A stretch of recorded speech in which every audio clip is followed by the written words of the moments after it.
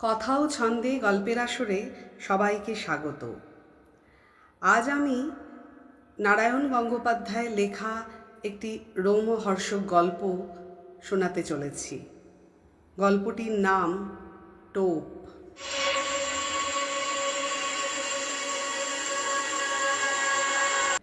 সকালে একটা পার্সেল এসে পৌঁছেছে।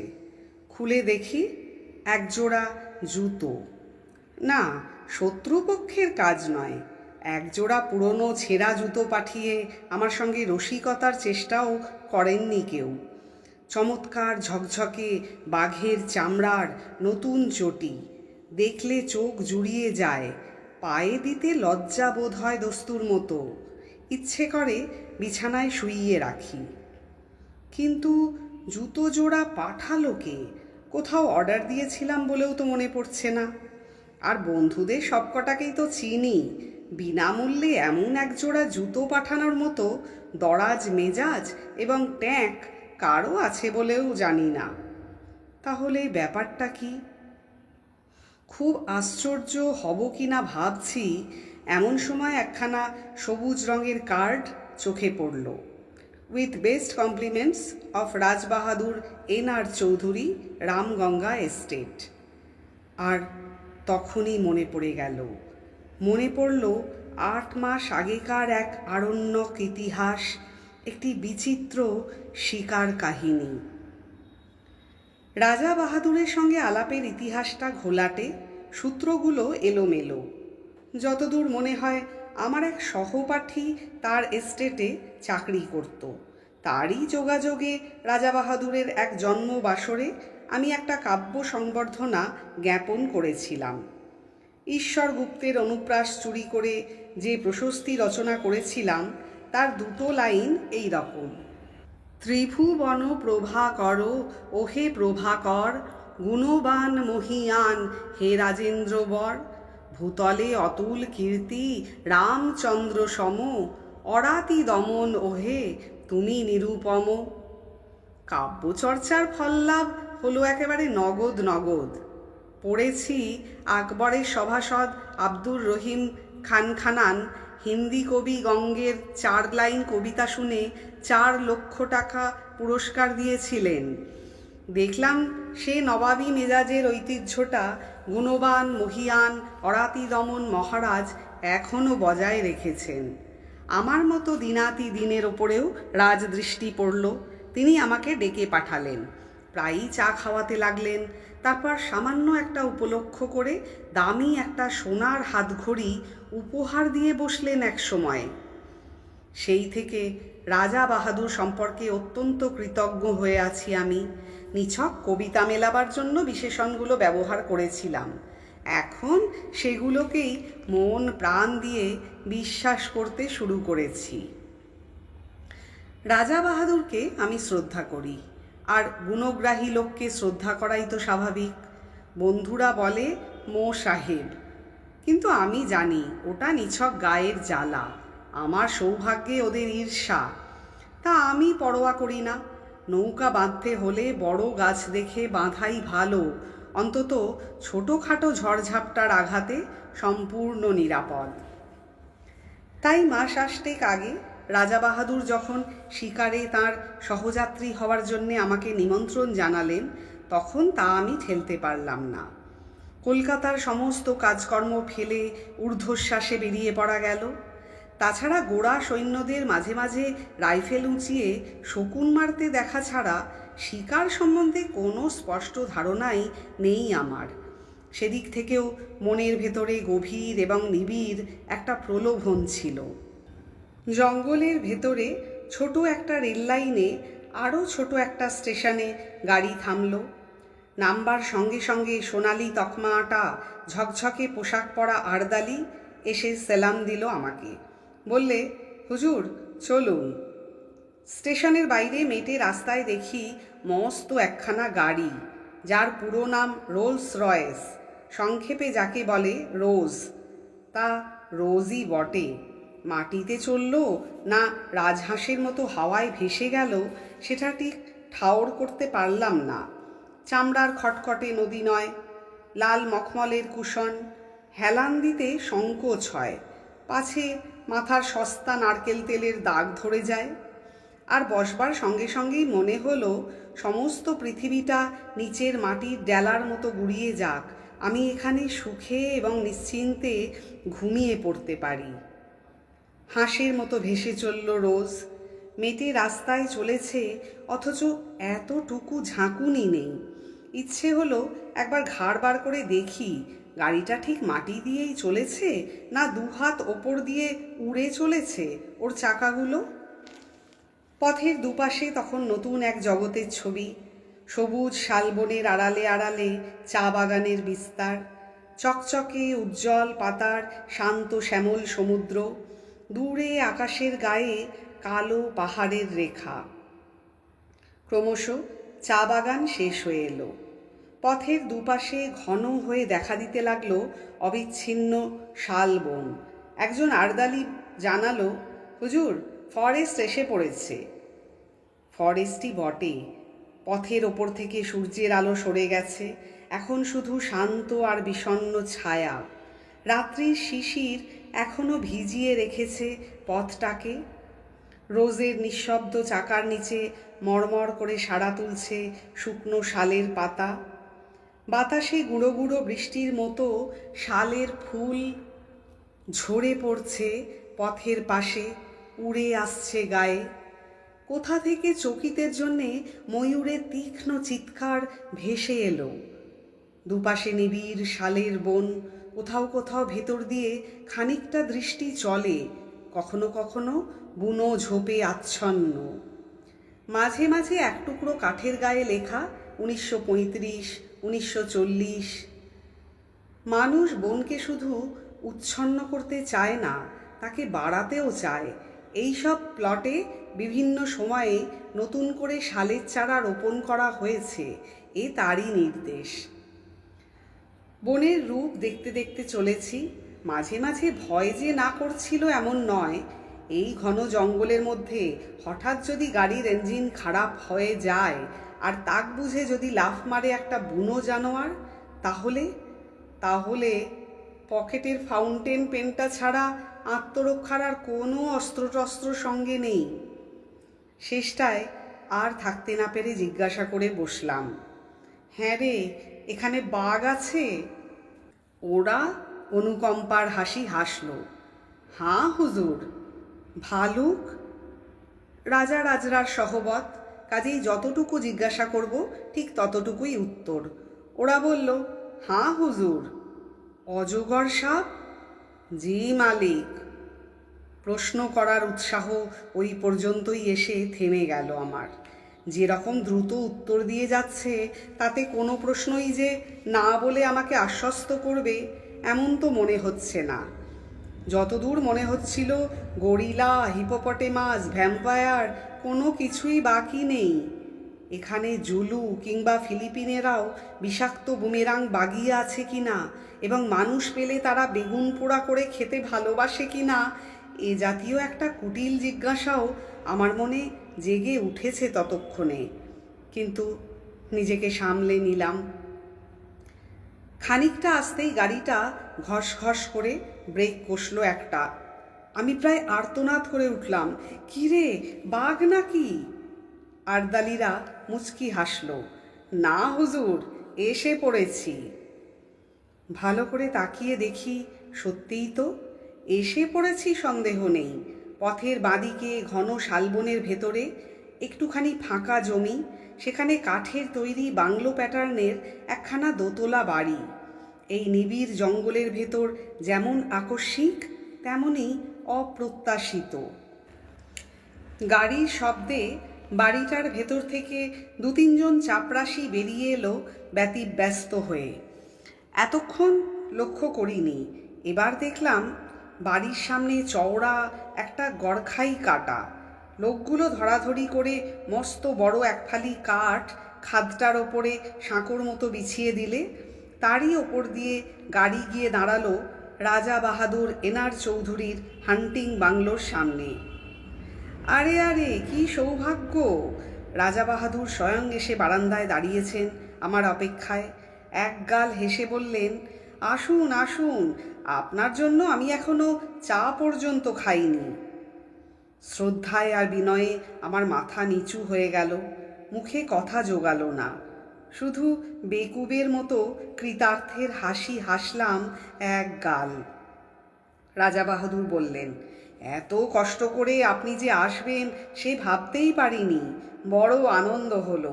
চলুন চলুন, ওপরে চলুন। এত গুণ না থাকলে কি আর রাজা হয়? একেই বলে রাজোচিত বিনয়। রাজাবাহাদুর বললেন, আগে স্নান করে রিফ্রেশড হয়ে আসুন। টি ইজ গেটিং রেডি। বয়, সাহেবকে গোসলখানা মে লে যাও। 40 বছরের দাড়িওয়ালা বয় নিঃসন্দেহে বাঙালি, তবু হিন্দি করে হুকুমটা দিলেন রাজাবাহাদুর, কারণ ওটাই রাজকীয় দস্তুর। বয় আমাকে গোসলখানায় নিয়ে গেল। আশ্চর্য, এই জঙ্গলের ভেতরও এত নিখুঁত আয়োজন। এমন একটা বাথরুমে জীবনে আমি স্নান করিনি। ব্র্যাকেটে 3-4খানা সদ্য পাট ভাঙা নতুন তোয়ালে, 3টে দামি সোপকেসে 3 রকমের নতুন সাবান, র্যাকে দামি দামি তেল, লাইম জুস, অতিকায় বাথটাব, ওপরে ঝাঁঝরি, নিচে টিউবওয়েল থেকে পাম্প করে এখানে ধারা স্নানের ব্যবস্থা। একেবারে রাজকীয় কারবার। কে বলবে এটা কলকাতার গ্র্যান্ড হোটেল নয়? স্নান হয়ে গেল। ব্র্যাকেটে ধোপ দুরস্ত করা ফরাসডাঙার ধুতি, সিল্কের লুঙ্গি, আদ্যির পাজামা। দামের দিক থেকে পাজামাটাই সস্তা মনে হলো, তাই পরে নিলাম। বয় বাইরেই দাঁড়িয়েছিল, নিয়ে গেল ড্রেসিং রুমে। ঘর জোড়া আয়না, পৃথিবীর যা কিছু প্রসাধনের জিনিস কিচ্ছু আর বাকি নেই এখানে। ড্রেসিং রুম থেকে বেরুতে সোজা ডাক পড়ল রাজাবাহাদুরের লাউঞ্জে। রাজাবাহাদুর একখানা চেয়ারে চিত হয়ে শুয়ে ম্যানিলার চুরুট খাচ্ছিলেন। বললেন, আসুন, চা তৈরি। চায়ের বর্ণনা না করাই ভালো। চা, কফি, কোকো, ওভালটিন, রুটি, মাখন, পনির, চর্বিতে জমাট ঠান্ডা মাংস, কলা থেকে আরম্ভ করে পিচ পর্যন্ত প্রায় 10 রকমের ফল। সেই গন্ধমাদন থেকে যা পারি গোগ্রাসে গিলে চললাম আমি। রাজাবাহাদুর কখনো এক টুকরো রুটি খেলেন, কখনো একটু ফল, অর্থাৎ কিছুই খেলেন না, শুধু পরপর কাপ 3 চা ছাড়া। তারপর আর একটা চুরুট ধরিয়ে বললেন, একবার জানলা দিয়ে চেয়ে দেখুন। দেখলাম। প্রকৃতির এমন অপূর্ব রূপ জীবনে আর দেখিনি। ঠিক জানলার নিচেই মাটিটা খাড়া 300-400 ফুট নেমে গেছে। বাড়িটা যেন ঝুলে আছে সেই রাক্ষুসে শূন্যতার ওপরে। তলায় দেখা যাচ্ছে ঘন জঙ্গল, তার মাঝ দিয়ে পাহাড়ি নদীর একটা সংকীর্ণ নীলোজ্জ্বল রেখা। যতদূর দেখা যায় বিস্তীর্ণ অরণ্য চলেছে প্রসারিত হয়ে, তার সীমান্তে নীল পাহাড়ের প্রহরা। আমার মুখ দিয়ে বেরুলো, চমৎকার। রাজাবাহাদুর বললেন, রাইট, আপনারা কবি মানুষ, আপনাদের তো ভালো লাগবেই। আমারই মাঝে মাঝে কবিতা লিখতে ইচ্ছে করে মশাই, কিন্তু নিচের ওই যে জঙ্গলটি দেখতে পাচ্ছেন, ওটি বড় সুবিধের জায়গা নয়। টেরাইয়ের ওয়ান অফ দ্য ফিয়ার্সেস্ট ফরেস্ট, একেবারে প্রাগৈতিহাসিক হিংস্রতার রাজত্ব। আমি সভয়ে জঙ্গলটার দিকে তাকালাম। ওয়ান অফ দি ফিয়ার্সেস্ট, কিন্তু ভয় পাওয়ার মতো কিছু তো দেখতে পাচ্ছি না। 400 ফুট নিচে ওই অতিকায় জঙ্গলটাকে একটা নিরবচ্ছিন্ন বেঁটে গাছের ঝোপ বলে মনে হচ্ছে। নদীর রেখাটাকে দেখাচ্ছে উজ্জ্বল একখানা পাতার মতো। আশ্চর্য সবুজ, আশ্চর্য সুন্দর। অফুরন্ত রোদে ঝলমল করছে অফুরন্ত প্রকৃতি। পাহাড়টা যেন গাঢ় নীল রং দিয়ে আঁকা। মনে হয় উপর থেকে ঝাঁপ দিয়ে পড়লে এই স্তব্ধ গভীর অরণ্য যেন আদর করে বুকে টেনে নেবে, রাশি রাশি পাতার একটা নরম বিছানার ওপরে। অথচ আমি বললাম, ওখানেই শিকার করবেন নাকি? খেয়ে পেয়েছেন? নামবো কি করে? দেখছেন তো, পেছনে 400 ফুট খাড়া পাহাড়। আজ পর্যন্ত ওখানে কোনো শিকারীর বন্দুক গিয়ে পৌঁছয়নি। তবে হ্যাঁ, ঠিক শিকার করি না বটে, আমি মাঝে মাঝে মাছ ধরি ওখান থেকে। মাছ ধরেন? আমি হাঁ হলাম। মাছ ধরেন কীরকম? ওই নদী থেকে নাকি? সেটা ক্রমশ প্রকাশ্য, দরকার হলে পরে দেখতে পাবেন। রাজা বাহাদুর রহস্যময়ভাবে মুখ টিপে হাসলেন। আপাতত শিকারের আয়োজন করা যাক, কিছু না জুটলে মাছের চেষ্টাই করা যাবে। তবে ভালো টোপ ছাড়া আমার পছন্দ হয় না, আর তাতে অনেক হাঙ্গামা। কিছু বুঝতে পারছি না। রাজা বাহাদুর জবাব দিলেন না, শুধু হাসলেন। তারপর ম্যানিলা চুরুটের খানিকটা সুগন্ধি ধোঁয়া ছাড়িয়ে বললেন, আপনি রাইফেল ছুড়তে জানেন? বুঝলাম কথাটি চাপা দিতে চাইছেন। সঙ্গে সঙ্গে জিহ্বাকে দমন করে ফেললাম। এর পরে আর কিছু জিজ্ঞাসা করাটা সঙ্গত হবে না, শোভনও নয়। সেটা কোর্ট ম্যানারের বিরোধী। রাজা বাহাদুর আবার জিজ্ঞাসা করলেন, রাইফেল ছুড়তে পারেন? বললাম, ছেলেবেলায় এয়ার গান ছুঁড়েছি।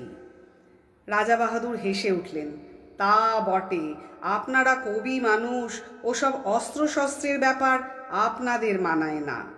আমি অবশ্য 12 বছর বয়সেই রাইফেল হাতে তুলে নিয়েছিলাম। আপনি চেষ্টা করে দেখুন না, কিছু শক্ত ব্যাপার নয়। উঠে দাঁড়ালেন রাজা বাহাদুর, ঘরের একদিকে এগিয়ে গেলেন। তাকে অনুসরণ করে আমি দেখলাম এ শুধু লাউঞ্জ নয়, রীতিমতো একটা ন্যাচারাল মিউজিয়াম এবং অস্ত্রাগার। খাওয়ার টেবিলেই নিমগ্ন ছিলাম বলে এতক্ষণ দেখতে পাইনি, নইলে এর আগেই চোখে পড়া উচিত ছিল।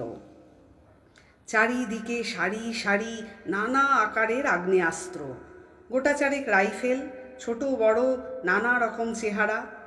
একটা হুকের সঙ্গে খাপে আঁটা একজোড়া রিভলভার ঝুলছে। তার পাশেই ঝুলছে খোলা একখানা লম্বা শেফিল্ডের তলোয়ার। সূর্যের আলোর মতো তার ফলার নিষ্কলঙ্ক রং। মোটা চামড়ার বেল্টে ঝকঝকে পেতলের কার্তুজ, রাইফেলের, রিভলভারের। জড়িদার খাপে খানতিনেক নেপালি ভোজালি, আর দেয়ালের গায়ে হরিণের মাথা, ভালুকের মুখ, নানা রকমের চামড়া, বাঘের, সাপের, হরিণের, গোসাপের। একটা টেবিলে অতিকায় হাতির মাথা, দুটো বড় বড় দাঁত এগিয়ে আছে সামনের দিকে। বুঝলাম এরা রাজা বাহাদুরের বীর কীর্তির নিদর্শন। ছোট একটা রাইফেল তুলে নিলেন রাজা বাহাদুর। বললেন, এটা লাইট জিনিস, তবে ভালো রিপিটার। অনায়াসে বড় বড় জানোয়ার ঘায়েল করতে পারে। আমার কাছে অবশ্য সবই সমান, লাইট রিপিটার যা, হাউটজার কামানো তাই। তবু সৌজন্য রক্ষা করার জন্য বলতে হলো, বাহ, তবে তো চমৎকার জিনিস। রাজা বাহাদুর রাইফেলটা বাড়িয়ে দিলেন আমার দিকে। তাহলে চেষ্টা করুন, লোড করাই আছে, ছুড়ুন ওই জানলা দিয়ে। আমি সভয়ে 3 পা পিছিয়ে গেলাম। জীবনে বেকুবি অনেক করেছি, কিন্তু তার পরিমাণটা আর বাড়াতে প্রস্তুত নই। যুদ্ধ ফেরত এক বন্ধুর মুখে তার রাইফেল ছোড়ার প্রথম অভিজ্ঞতা শুনেছিলাম। পড়ে গিয়ে পা ভেঙে নাকি তাকে 1 মাস বিছানায় শুয়ে থাকতে হয়েছিল। নিজেকে যতদূর জানি, আমার ফাঁড়া শুধু পা ভাঙার ওপর দিয়েই কাটবে বলে মনে হয় না। বললাম, ওটা এখন থাক, পরে হবে না হয়। রাজা বাহাদুর মৃদু কৌতুকের হাসি হাসলেন। বললেন, এখন ভয় পাচ্ছেন, কিন্তু একবার ধরতে শিখলে আর ছাড়তে চাইবেন না। হাতে থাকলে বুঝবেন কত বড় শক্তিমান আপনি। You can easily face all the rascals of. হঠাৎ তার চোখ ঝকঝক করে উঠল। মৃদু হাসিটা মিলিয়ে গিয়ে শক্ত হয়ে উঠল মুখের পেশিগুলো। And a rival. মুহূর্তে বুকের রক্ত হিম হয়ে গেল আমার। রাজা বাহাদুরের 2 চোখে বন্য হিংসা, রাইফেলটা এমন শক্ত মুঠিতে বাগিয়ে ধরেছেন যেন সামনে কাউকে গুলি করবার জন্য তৈরি হচ্ছেন তিনি। উত্তেজনার ঝোঁকে আমাকেই যদি লক্ষ্যভেদ করে বসেন তাহলে... আতঙ্কে দেওয়ালে ঠেস দিয়ে দাঁড়িয়ে গেলাম আমি। কিন্তু ততক্ষণে মেঘ কেটে গেছে। রাজা রাজরার মেজাজ। রায়বাহাদুর হাসলেন। ওয়েল, পরে আপনাকে তালিম দেওয়া যাবে, সবই তো রয়েছে, যেটা খুশি আপনি ট্রাই করতে পারেন। চলুন এখন বারান্দায় গিয়ে বসা যাক। Let's have some energy. প্রাতরাশেই প্রায় বিন্ধ্য পর্বত উদরসাৎ করা হয়েছে, আর কি হলে এনার্জি সঞ্চিত হবে বোঝা শক্ত। কিন্তু কথাটা বলেই রাজাবাহাদুর বাইরের বারান্দার দিকে পা বাড়িয়েছেন, সুতরাং আমাকেও পিছু নিতে হলো। বাইরের বারান্দায় বেতের চেয়ার, বেতের টেবিল। এখানে ঢুকবার পরে এমন সব বিচিত্র রকমের আসনে বসছি যে আমি প্রায় নার্ভাস হয়ে উঠেছি। তবু যেন বেতের চেয়ারে বসতে পেয়ে খানিকটা সহজ অন্তরঙ্গতা অনুভব করা গেল। এটা অন্তত চেনা জিনিস। আর বসবার সঙ্গে সঙ্গেই বোঝা গেল এনার্জি কথাটার আসল তাৎপর্য কী। বেয়ারা তৈরি ছিল, ট্রেতে করে একটি ফেনিল গ্লাস সামনে এনে রাখল। অ্যালকোহলের উগ্র গন্ধ ছড়িয়ে গেল বাতাসে। রাজাবাহাদুর স্মিত হাস্যে বললেন, চলবে? সবিনয়ে জানালাম, না। তবে বিয়ার আনবে? একেবারে মেয়েদের ড্রিঙ্ক, নেশা হবে না। না থাক, অভ্যেস নেই কোনো দিন। গুড কন্ডাক্টের প্রাইজ পাওয়া ছেলে। রাজাবাহাদুরের সুরে অনুকম্পার আভাস। আমি কিন্তু 14 বছর বয়সেই প্রথম ড্রিঙ্ক করি। রাজা রাজরার ব্যাপার সবই অলৌকিক, জন্মাবার সঙ্গে সঙ্গেই কেউটের বাচ্চা, সুতরাং মন্তব্য অনাবশ্যক। ট্রে বারবার যাতায়াত করতে লাগল। রাজাবাহাদুরের প্রখর উজ্জ্বল চোখ ক্রমশ ঘোলাটে হয়ে এলো, ফর্সা মুখ গোলাপি রং ধরল। হঠাৎ অসুস্থ দৃষ্টিতে তিনি আমার দিকে তাকালেন। আচ্ছা, বলতে পারেন আপনি রাজা নন কেন? এরকম একটা প্রশ্ন করলে বোকার মতো দাঁত বের করে থাকা ছাড়া গত্যন্তর নেই। আমিও তাই করলাম। বলতে পারলেন না? না। আপনি মানুষ মারতে পারেন? এ আবার কীরকম কথা? আমার আতঙ্ক জাগল। না। তাহলে বলতে পারবেন না। You are absolutely hopeless. উঠে দাঁড়িয়ে ঘরের দিকে পা বাড়ালেন রাজাবাহাদুর। বলে গেলেন, আই পিটি ইউ। বুঝলাম নেশাটা চড়েছে। আমি আর কথা বাড়ালাম না, চুপ করে বসে রইলাম সেখানেই। খানিক পরেই ঘরের ভেতরে নাক ডাকার শব্দ। তাকিয়ে দেখি তার লাউঞ্জের সেই চেয়ারটায় হাঁ করে ঘুমুচ্ছেন রাজাবাহাদুর। মুখের কাছে কতগুলো মাছি উঠছে ভন ভন করে। সেই দিন রাত্রেই শিকারের প্রথম অভিজ্ঞতা। জঙ্গলের ভিতরে বসে আছি মোটরে।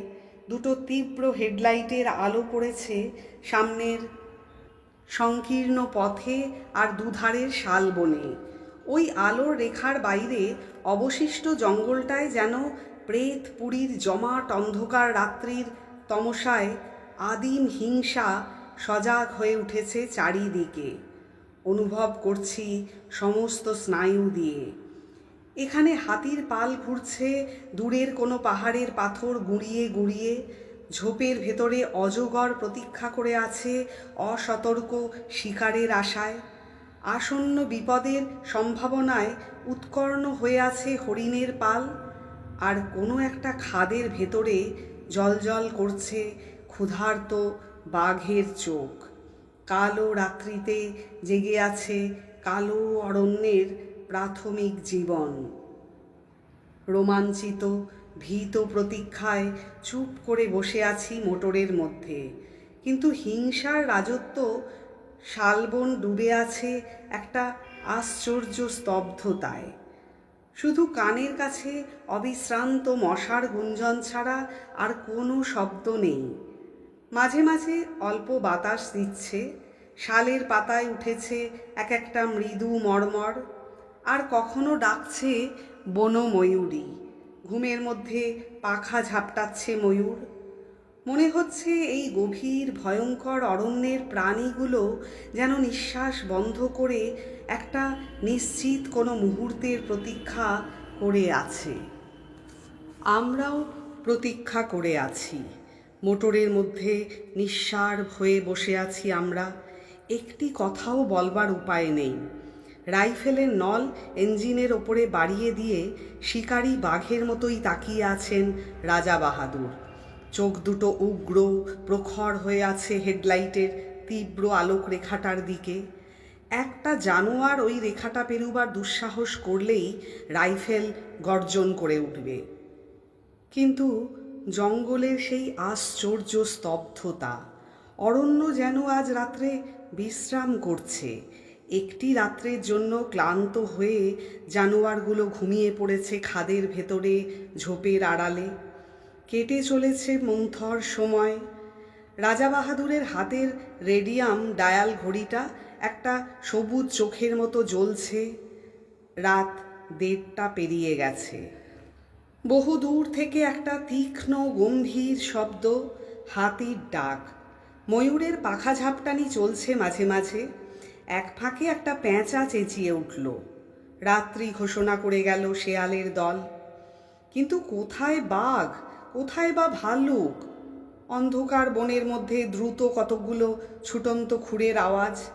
পালিয়ে গেল হরিণের পাল। কিন্তু কোনো ছায়া পড়ছে না আলোক বৃত্তের ভেতরে। মশার কামড় যেন অসহ্য হয়ে উঠেছে। বৃথাই গেল রাতটা। রাজা বাহাদুরের কণ্ঠস্বরে পৃথিবীর সমস্ত বিরক্তি ভেঙে পড়ল। ডেভিল লাক। সিটের পাশ থেকে একটা ফ্লাস্ক তুলে নিয়ে ঢকঢক করে ঢাললেন গলাতে। ছড়িয়ে পড়ল হুইস্কির কটু গন্ধ। Thank heavens! রাজা বাহাদুর হঠাৎ নড়ে বসলেন সচকিত হয়ে। নক্ষত্র বেগে হাতটা চলে গেল রাইফেলের ট্রিগারে। শিকার এসে পড়েছে। আমিও দেখলাম বহু দূর থেকে আলোর রেখাটার ভেতর কি একটা জানোয়ার দাঁড়িয়ে আছে স্থির হয়ে। এমন একটা জোরালো আলো চোখে পড়াতে কেমন দিশেহারা হয়ে গেছে। তাকিয়ে আছে এই দিকেই। দুটো জোনাকির বিন্দুর মতো চিকচিক করছে তার চোখ। ড্যাম! রাইফেল থেকে হাত সরিয়ে নিলেন রাজা বাহাদুর, কিন্তু পর মুহূর্তেই চাপা উত্তেজিত গলায় বললেন, থাক, আজ ছুঁচোই মারব। দুম করে রাইফেল গর্জন করে উঠল। কানে তালা ধরে গেল আমার। বারুদের গন্ধে বিস্বাদ হয়ে উঠল নাসারন্ধ্র। অভ্যর্থ লক্ষ্য রাজা বাহাদুরের। পড়েছে জানোয়ারটা। ড্রাইভার বললে, তুলে আনবো হুজুর? বিকৃত মুখে রাজা বাহাদুর বললেন, কি হবে, গাড়ি ঘোরাও। রেডিয়াম ডায়ালে সবুজ আলোয় রাত 3টে। গাড়ি ফিরে চলল হান্টিং বাংলোর দিকে। একটা ম্যানিলা চুরুট ধরিয়ে রাজা বাহাদুর আবার বললেন, ড্যাম! কিন্তু কি আশ্চর্য, জঙ্গল যেন রসিকতা শুরু করেছে আমাদের সঙ্গে। দিনের বেলা অনেক চেষ্টা করেও দুটো একটা বনমুরগি ছাড়া আর কিচ্ছু পাওয়া গেল না। এমনকি একটা হরিণ পর্যন্ত নয়। নাইট শুটিংয়ে সেই অবস্থা। পর পর 3 রাত্রি জঙ্গলের নানা জায়গায় গাড়ি থামিয়ে চেষ্টা করা হলো, কিন্তু নগদ লাভ যা ঘটল তা অমানুষিক মশার কামড়। জঙ্গলের হিংস্র জন্তুর সাক্ষাৎ মিলল না বটে, কিন্তু মশাগুলো চিনতে পারা গেল। এমন সাংঘাতিক মশা যে পৃথিবীর কোথাও থাকতে পারে, এতদিন এ ধারণা ছিল না আমার। তবে মশার কামড়ের ক্ষতিপূরণ চলতে লাগলো গন্ধমাদন উজাড় করে। সত্যি বলতে কি, স্বীকার করতে না পারলেও মনের দিক থেকে বিন্দু মাত্র ক্ষোভ ছিল না আমার। জঙ্গলের ভেতরে এমন রাজসূয় যজ্ঞের আয়োজন কল্পনারও বাইরে। জীবনে এমন দামি খাবার কোনো দিন মুখে তুলিনি, এমন চমৎকার বাথরুমে স্নান করিনি কখনো। এত পুরু জাজিমের বিছানায় শুয়ে অস্বস্তিতে প্রথম দিন তো ঘুমোতেই পারিনি আমি। নিবিড় জঙ্গলের নেপথ্যে গ্র্যান্ড হোটেলে স্বাচ্ছন্দ্যে দিন কাটাচ্ছি। শিকার না হলেও কণা মাত্র ক্ষতি নেই আমার। প্রত্যেক দিনই লাউঞ্জে চা খেতে খেতে 400 ফুট নিচেকার ঘন জঙ্গলটার দিকে চোখ পড়ে। সকালের আলোয় উদ্ভাসিত শ্যামলতা দিগন্ত পর্যন্ত বিস্তীর্ণ হয়ে আছে অপরূপ প্রসন্নতায়। One of the fiercest forest. বিশ্বাস হয় না। তাকিয়ে তাকিয়ে দেখি বাতাসে আকার অবয়বহীন পত্রাবরণ সবুজ সমুদ্রের মতো দুলছে, চক্র দিচ্ছে পাখির দল। এখান থেকে মৌমাছির মতো দেখায় পাখিগুলোকে। জানালার ঠিক নিচেই ইস্পাতের ফলার মতো পাহাড়ি নদীটার নীলিমোজ্জ্বল রেখা, দুটো একটা নুড়ি ঝকমক করে মণিখণ্ডের মতো। বেশ লাগে। তারপরেই চমক ভাঙে আমার। তাকিয়ে দেখি ঠোঁটের কোণে ম্যানিলা চুরুট পুড়ছে। অস্থির চঞ্চল পায়ে রাজাবাহাদুর ঘরের ভেতরে পায়চারি করছেন। চোখে মুখে একটা চাপা আক্রোশ, ঠোঁট দুটোয় নিষ্ঠুর কঠিনতা। কখনো একটা রাইফেল তুলে নিয়ে বিরক্তি ভরে নামিয়ে রাখেন, কখনো ভোজালি তুলে নিয়ে নিজের হাতের উপরে ফলাটা পরীক্ষা করেন সেটার ধার। আবার কখনো বা জানালার সামনে খানিকক্ষণ স্থির দৃষ্টিতে তাকিয়ে থাকেন নিচের জঙ্গলটার দিকে। আজ 3 দিন থেকে উল্লেখযোগ্য একটা কিছু স্বীকার করতে পারেননি। ক্ষোভে তার দাঁতগুলো কড়মড় করতে থাকে। তারপরেই বেরিয়ে যান এনার্জি সংগ্রহের চেষ্টায়। বাইরে বারান্দায় গিয়ে হাঁক দেন, পেগ। কিন্তু পরের পয়সায় রাজভোগ খেয়ে এবং রাজোচিত বিলাস করে বেশি দিন কাটানো আর সম্ভব নয় আমার পক্ষে। রাজাবাহাদুরের অনুগ্রহ একটি দামি জিনিস বটে, কিন্তু কলকাতায় আমার ঘর সংসার আছে, একটা দায়িত্ব আছে তার। সুতরাং চতুর্থ দিন সকালে কথাটা আমাকে পারতে হলো। বললাম, এবার তাহলে বিদায় দিন আমাকে। রাজাবাহাদুর সবে চতুর্থ পেগে চুমুক দিয়েছেন তখন। তেমনি অসুস্থ আর রক্তাভ চোখে আমার দিকে তাকালেন। বললেন, আপনি যেতে চান? হ্যাঁ, কাজকর্ম রয়েছে, কিন্তু আমার শিকার আপনাকে দেখাতে পারলাম না। সে না হয় আর একবার হবে। চাপা ঠোঁটের ভেতরেই একটা গম্ভীর আওয়াজ করলেন রাজাবাহাদুর। আপনি ভাবছেন আমার এই রাইফেলগুলো, দেওয়ালে ওই সব শিকারের নমুনা, ওগুলো সব ফার্স? আমি সন্ত্রস্ত হয়ে বললাম, না না, তা কেন ভাবতে যাব? শিকার তো খানিকটা অদৃষ্টের ব্যাপার। অদৃষ্টকেও বদলানো চলে। রাজাবাহাদুর উঠে পড়লেন, আমার সঙ্গে আসুন। দুজনে বেরিয়ে এলাম।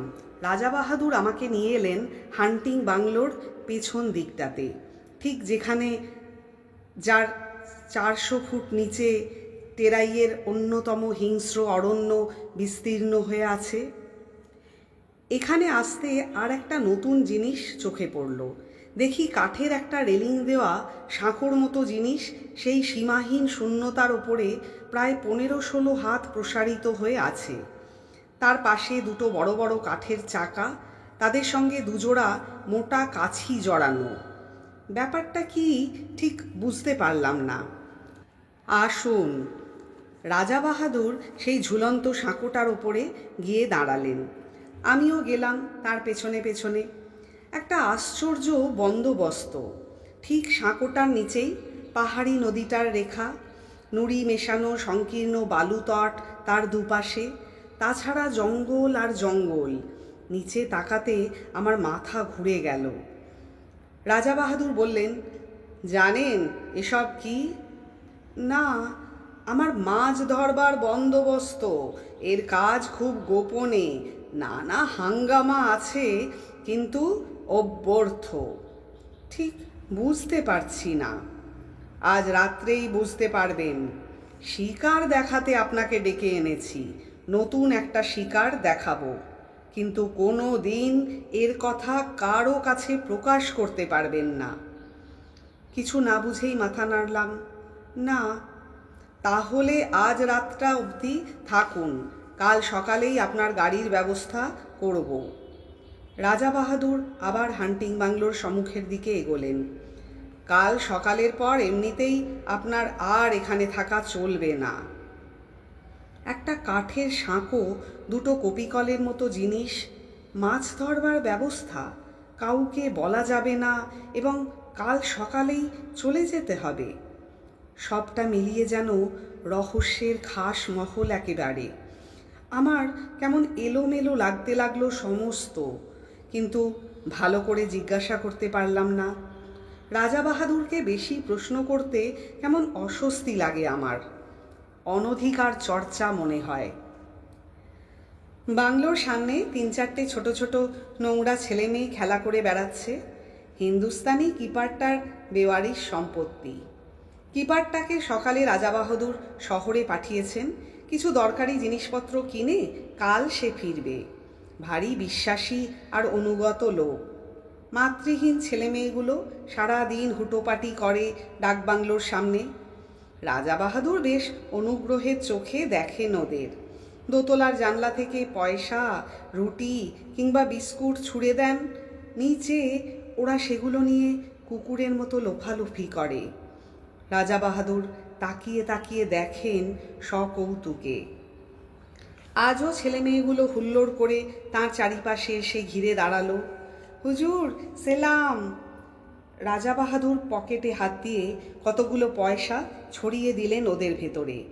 হরিণ লুঠের মতো কাড়াকাড়ি পড়ে গেল। বেশ ছেলে মেয়েগুলি, 2 থেকে 8 বছর পর্যন্ত বয়স। আমার ভারী ভালো লাগে ওদের। আরণ্যক জগতের শাল শিশুদের মতো সতেজ আর জীবন্ত প্রকৃতির ভেতরে থেকে প্রাণ আহরণ করে যেন বড় হয়ে উঠছে। সন্ধ্যায় ডিনার টেবিলে বসে আমি বললাম, আজ রাত্রে মাছ ধরবার কথা আছে আপনার? চোখের কোণা দিয়ে আমার দিকে তাকালেন রাজা বাহাদুর। লক্ষ্য করেছি আজ সমস্ত দিন বড় বেশি মদ খাচ্ছেন আর ক্রমাগত চুরুট টেনে চলেছেন। ভালো করে আমার সঙ্গে কথা পর্যন্ত বলেননি। ভেতরে ভেতরে কিছু একটা ঘটে চলেছে তাঁর। রাজা বাহাদুর সংক্ষেপে বললেন, আমি সসংকোচে জিজ্ঞাসা করলাম, কখন হবে? এক মুখ ম্যানিলা চুরুটের ধোঁয়া ছড়িয়ে তিনি জবাব দিলেন, সময় হলে ডেকে পাঠাবো, এখন আপনি গিয়ে শুয়ে পড়ুন, স্বচ্ছন্দে কয়েক ঘন্টা ঘুমিয়ে নিতে পারেন। শেষ কথাটা পরিষ্কার আদেশের মতো শোনালো। বুঝলাম আমি বেশিক্ষণ আর তাঁর সঙ্গে কথা বলি এ তিনি চান না। তাড়াতাড়ি শুয়ে পড়তে বলাটা অতিথিপরায়ণ গৃহস্থের অনুনয় নয়, রাজার নির্দেশ, এবং সেই নির্দেশ পালন করতে বিলম্ব না করাই ভালো।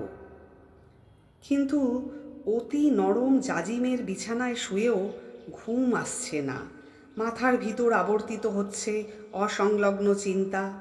মাছ ধরা, কাঠের সাঁকো, কপিকল, অত্যন্ত গোপনীয় অতল রহস্য। তারপর এপাশ ওপাশ করতে করতে কখন যে চৈতন্য আচ্ছন্ন হয়ে এলো তা আমি নিজেই টের পাইনি। মুখের ওপর ঝাঁঝালো একটা টর্চের আলো পড়তে আমি ধড়মড় করে উঠে পড়লাম। রাত তখন কটা ঠিক জানি না। আরণ্যক পরিবেশে নির্জনতা আবির্ভূত, বাহিরে শুধু তীব্র কণ্ঠ ঝিঁঝির ডাক। আমার গায়ে বরফের মতো ঠান্ডা একটা হাত পড়েছে কার। সেই হাতের স্পর্শে পা থেকে মাথা পর্যন্ত শিউরে গেল আমার। রাজা বাহাদুর বললেন, সময় হয়েছে, চলুন। আমি কি বলতে যাচ্ছিলাম, ঠোঁটে আঙুল দিলেন রাজা বাহাদুর। কোনো কথা নয়, আসুন। এই গভীর রাত্রে এমনি নিঃশব্দে আহ্বান, সবটা মিলিয়ে একটা রোমাঞ্চকর উপন্যাসের পটভূমি তৈরি হয়েছে যেন। কেমন একটা অস্বস্তি, একটা অনিশ্চিত ভয়ে গা ছমছম করতে লাগলো আমার। মন্ত্রমুগ্ধের মতো রাজা বাহাদুরের পেছনে পেছনে বেরিয়ে এলাম। হান্টিং বাংলোটা অন্ধকার, একটা মৃত্যুর শীতলতা ঢেকে রেখেছে তাকে। এক টানা ঝিঁঝির ডাক চারিদিকে অরণ্যে কান্নার শব্দের মতো পত্র মর্মর। গভীর রাত্রিতে জঙ্গলের মধ্যে মোটর থামিয়ে বসে থাকতে আমার ভয় করেছিল, আজও ভয় করছে।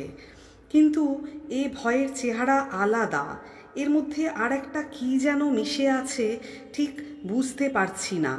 অথচ পাও সরতে চাইছে না আমার।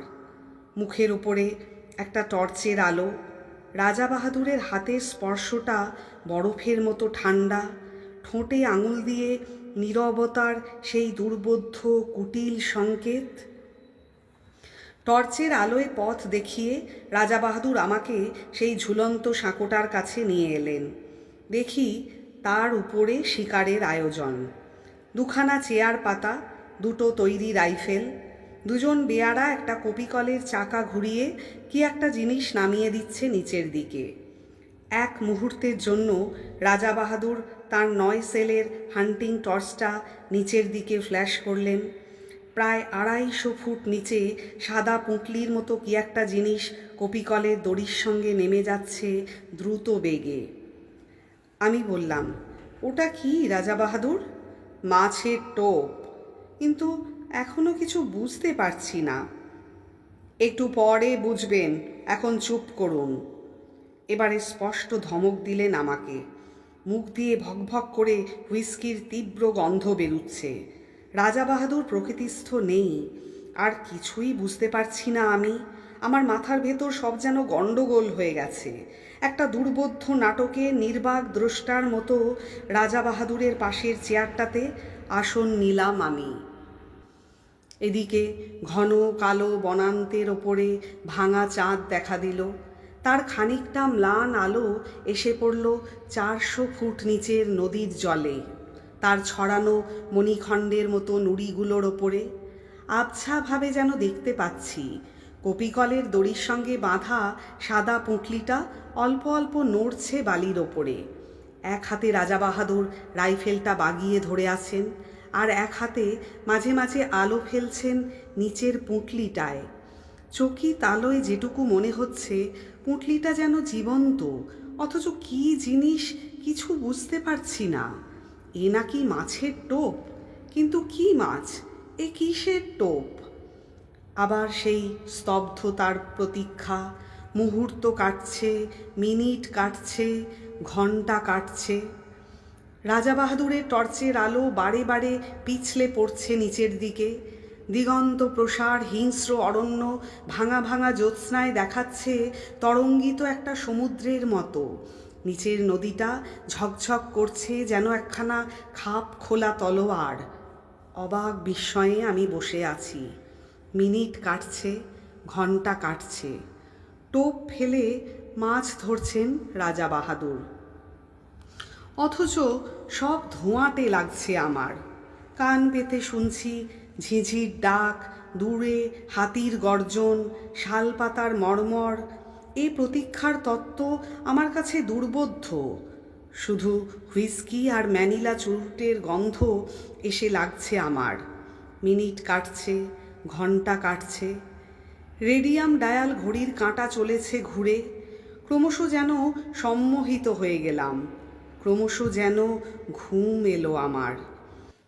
তারপরেই হঠাৎ কানের কাছে বিকট শব্দে রাইফেল সাড়া দিয়ে উঠল। 400 ফুট নিচ থেকে উপরের দিকে উৎক্ষিপ্ত হয়ে উঠল প্রচণ্ড বাঘের গর্জন। চেয়ারটা শুদ্ধ আমি কেঁপে উঠলাম। টর্চের আলোটা সোজা হয়ে পড়ছে নুড়ি ছড়ানো বালির ডাঙাটার ওপরে। পরিষ্কার দেখতে পেলাম ডোরা কাটা অতিকায় একটা বিশাল জানোয়ার সাদা পুঁটলিটার ওপরে একখানা থাবা চাপিয়ে দিয়ে পড়ে আছে। সাপের মতো ল্যাজ আছড়াচ্ছে অন্তিম আক্ষেপে। ওপর থেকে ইন্দ্রের বজ্রের মতো অভ্যর্থ গুলি গিয়ে লেগেছে তার মাথায়। এত ওপর থেকে এমন দুর্নিবার মৃত্যু নামবে আশঙ্কা করতে পারেনি। রাজা বাহাদুর সোৎসাহে বললেন, ফতে। এতক্ষণ মাছ ধরবার ব্যাপারটা বুঝতে পেরেছি। সোৎসাহে সোল্লাসে বললাম, মাছ তো ধরলেন, ডাঙায় তুলবেন কেমন করে? ওই কপিকল দিয়ে, এই জন্যই তো ওগুলোর ব্যবস্থা। ব্যাপারটা যেমন বিচিত্র তেমনই উপভোগ্য। আমি রাজাবাহাদুরকে অভিনন্দিত করতে যাব, এমন সময় পরিষ্কার শুনতে পেলাম শিশুর গোঙানি, ক্ষীণ অথচ নির্ভুল। কিসের শব্দ? 400 ফুট নিচ থেকে ওই শব্দটা আসছে। হ্যাঁ, কোনো ভুল নেই, মুখের বাঁধন খুলে গেছে, কিন্তু বড় দেরিতে। আমার রক্ত হিম হয়ে গেল, আমার চুল খাড়া হয়ে উঠল। আমি পাগলের মতো চিৎকার করে উঠলাম, রাজাবাহাদুর, কিসের টোপ আপনার? কি দিয়ে আপনি মাছ ধরলেন? চোপ! একটা কালো রাইফেলের নল আমার বুকে ঠেকালেন রাজাবাহাদুর। তারপরেই আমার চারিদিকে পৃথিবীটা পাক খেতে খেতে হাওয়ায় গড়া একটা বুদবুদের মতো শূন্যে মিলিয়ে গেল। রাজাবাহাদুর জাপটে না ধরলে 400 ফুট নিচেই পড়ে যেতাম হয়তো। কিপারের একটা বেওয়ারিশ ছেলে যদি জঙ্গলে হারিয়ে গিয়ে থাকে, তা অস্বাভাবিক নয়, তাতে কারো ক্ষতি নেই। কিন্তু প্রকাণ্ড রয়্যাল বেঙ্গল মেরেছিলেন রাজাবাহাদুর, লোককে ডেকে দেখানোর মতো। তাই 8 মাস পরে এই চমৎকার চটি জোড়া উপহার এসেছে। 8 মাস আগেকার সে রাত্রি এখন স্বপ্ন হয়ে যাওয়াই ভালো। কিন্তু এই চটি জোড়া অতি মনোরম বাস্তব। পায়ে দিয়ে একবার হেঁটে দেখলাম, যেমন নরম তেমনই আরাম।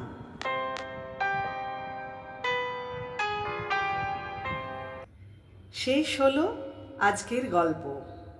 আমার গল্প পাঠ ভালো লাগলে লাইক করে প্রিয়জনদের শেয়ার করে দেবেন, এবং ভিন্ন ভিন্ন স্বাদের গল্প নিয়মিত শোনার জন্য চ্যানেলটি সাবস্ক্রাইব করে সাথে থাকার অনুরোধ জানাই।